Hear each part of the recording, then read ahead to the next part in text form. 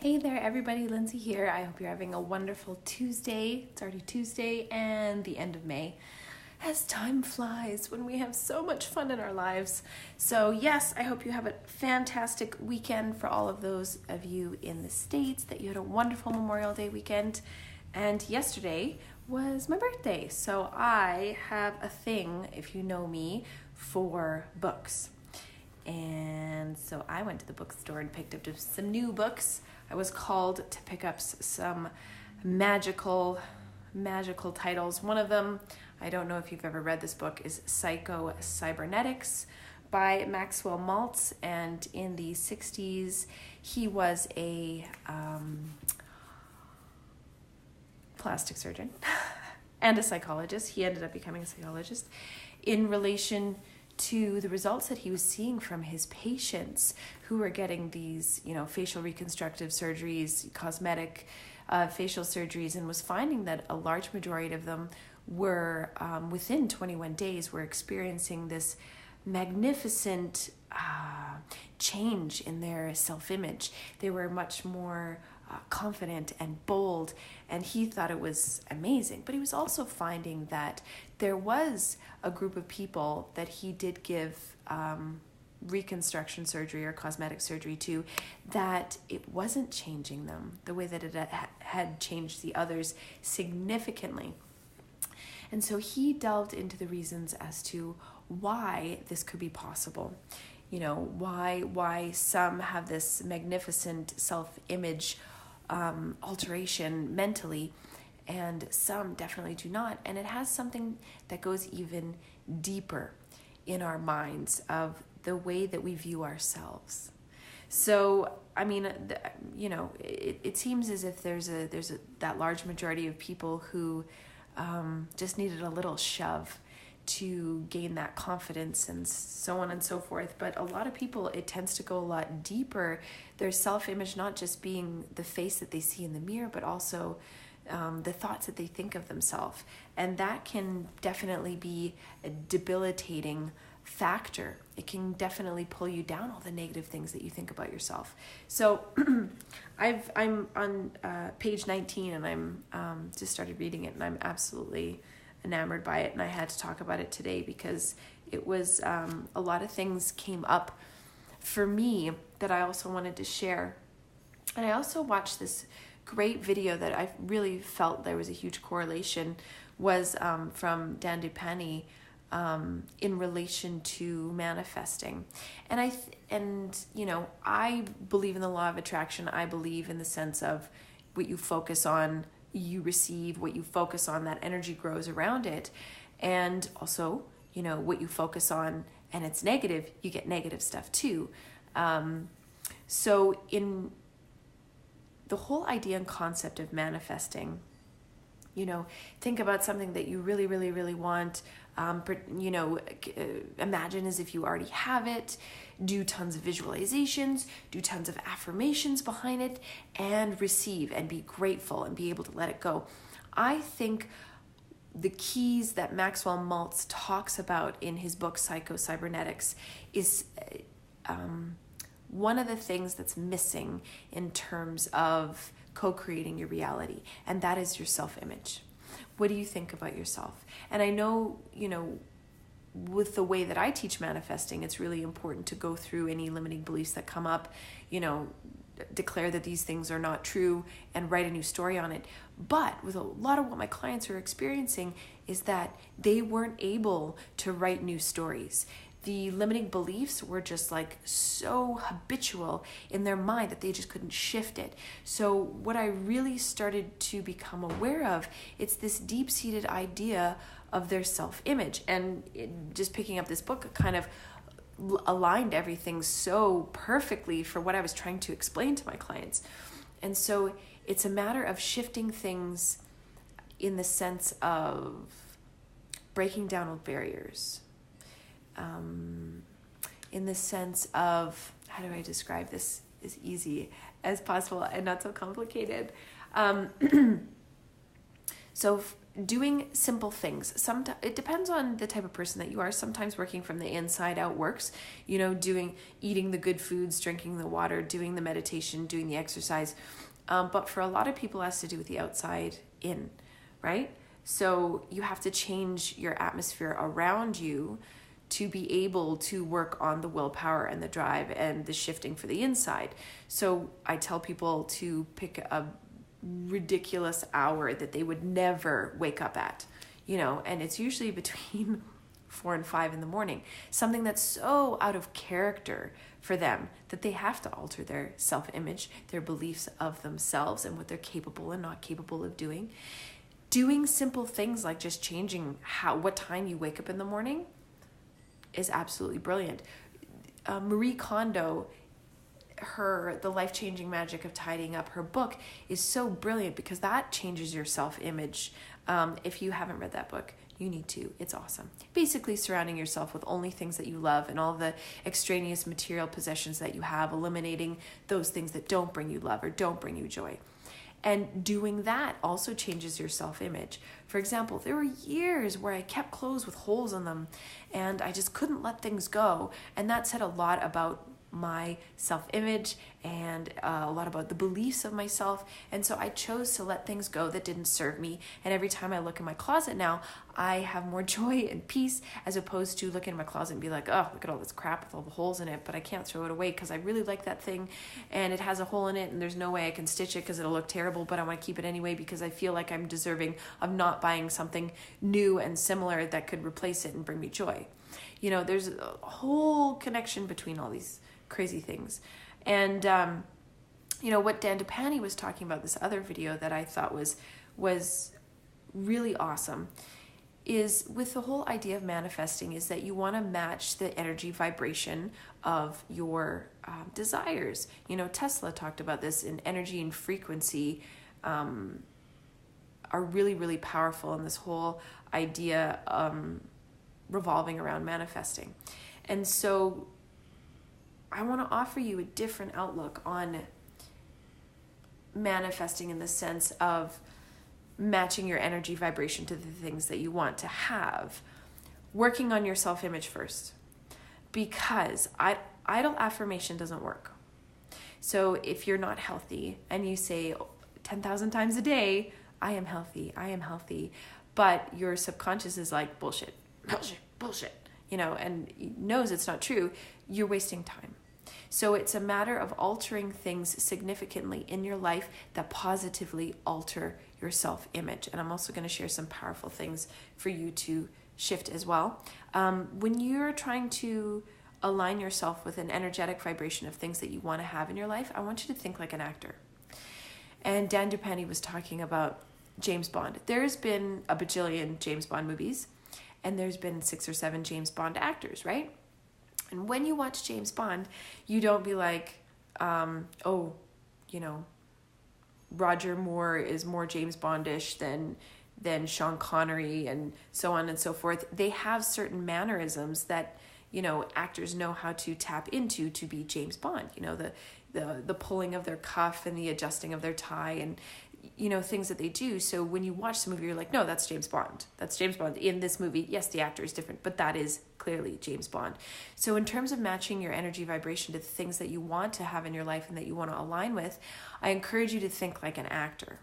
So if you were, if you want to manifest more wealth in your life, if you want to manifest a beautiful relationship in your life, what does that person do? How do they act? How do they speak? How do they walk? How do they talk?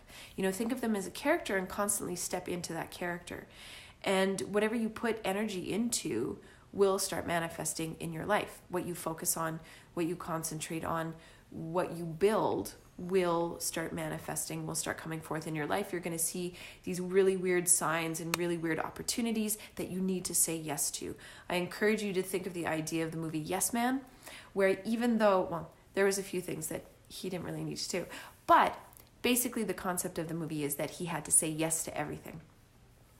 Because he followed this group of people, and he felt as if he was hexed. So, you know, movies, they take it to the extreme, and so he had to say yes to everything because bad things were going to happen to him if he didn't say yes.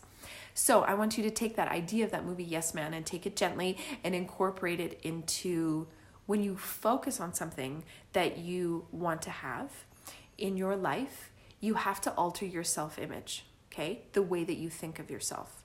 And so thinking like an actor and stepping into that role is a really powerful thing. And the thing is you're not being fake. In fact, you're probably being more authentic and more aligned with your higher self of who you actually are meant to be. You're not meant to be a restricted being. You're not meant to have less than in life. You're not meant to live a life of lack. Like, that is who you are being now, and you're feeling, you know, unworthy, undeserving, and victim-y and all these things. That is actually not you. So having to slightly pretend and play and use your imagination and creativity to create this character that aligns with what you want to have in your life, that aligns and is an energetic vibration for what you want to co-create and attract and bring into your life, is much more powerful. It's on a positive path than where you could be currently in your life. So for example, when you water a garden, what grows in that garden? Weeds or flowers? Both, right? Both do. Because the water can't tell the difference between weeds and flowers. So what are you watering every single day in your life? Imagine, okay, so for example, we create habits out of all the things. So a lot of us are really, really good, have a brilliant habit of being distracted. You know, we sleep maybe, 8 to 9 hours a day, and let's say 10 of those hours, you're constantly flexing the muscle of the habit of distraction. You know, your phone notifications go off, notifications of your email, so on and so forth. Like, we constantly are embedding this habit of distraction in our lives. And when we are able to focus our energy on what we want, instead of focusing on what we want, what we don't want, what we want, what we don't want, what we want, what we don't want, energy, like water, cannot distinguish between the positive or the negative. So life becomes chaotic when you're watering things, especially when you're watering things that you don't want watered, or that you don't want to bring into your existence, or that you don't want in your life.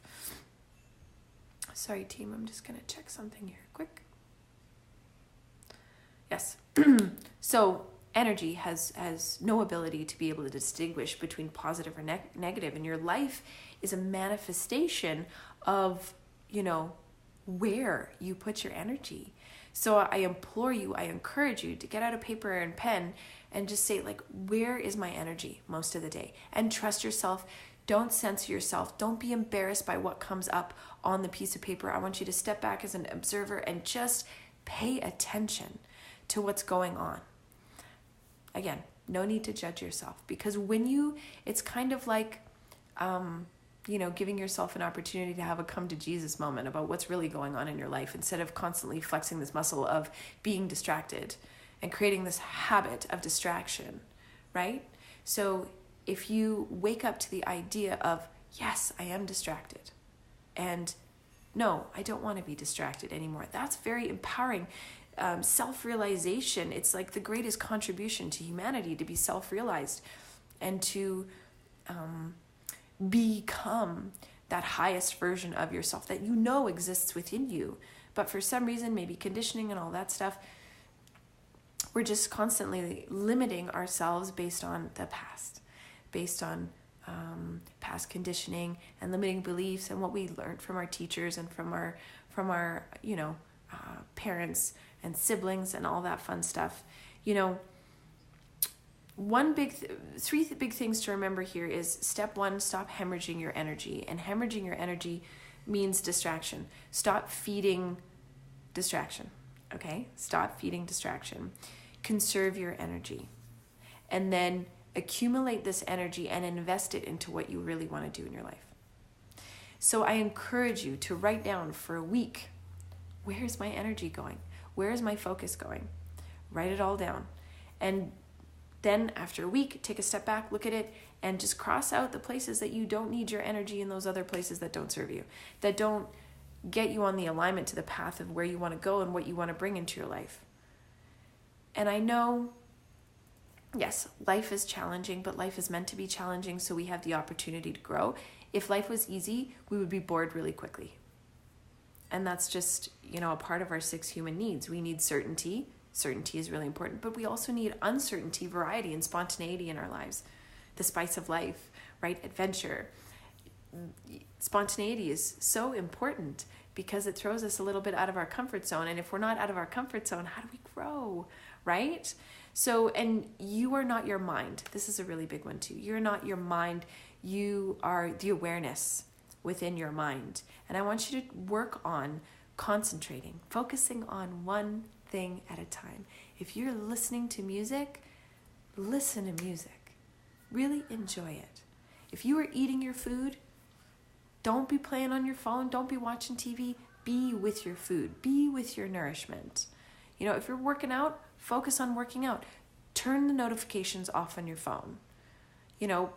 Nobody has home phones anymore. I was going to say, take your phone off the hook. Wow. That does not happen anymore. Know what I'm saying? I know some people who do have home phones still. Anyway, all right, focus on one thing at a time. Most people have mastered this art of distraction. So I want you to master concentration and focus. And you will be so happy. You do this for 4 days, your life will change. You don't have to do 4 days of conscious focus on concentrating on one thing at a time. Gary Keller has a great book. It's called The One Thing. Basically, the whole book is about focusing on one thing. And this is where this comes from as well. So, you can really do anything you want to do if you concentrate. You can do anything that you want to do.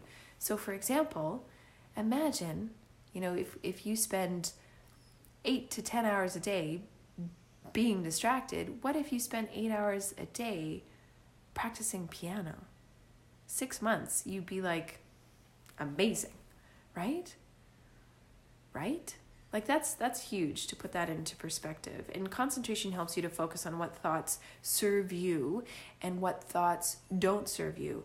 That you can concentrate and choose to focus on your strengths, or you can concentrate and choose to focus on your weaknesses. What you feed, remember, that grows. So again, your greatest contribution to humanity is your own self-realization, your own enlightenment, because as you lift yourself up, you lift up everyone else around you. It's inevitable. Just that's the way it goes. And happiness, make happiness a habit instead of distraction. Make focus a habit instead of distraction. And it's just little incremental changes. If you're an all or nothing person like I tend to be, start waking up at 4:30. Do something crazy that totally alters your way of thinking and shakes up your life. Because wherever you are right now and you are not happy and you don't have the things that you want to have in life, you don't have the love that you want to have in life, you don't have the freedom that you have in life, whatever you're doing now is not working. You need to shake it up heavily. Just do it. What have you got to lose? Time. Don't waste your time. Don't waste your time.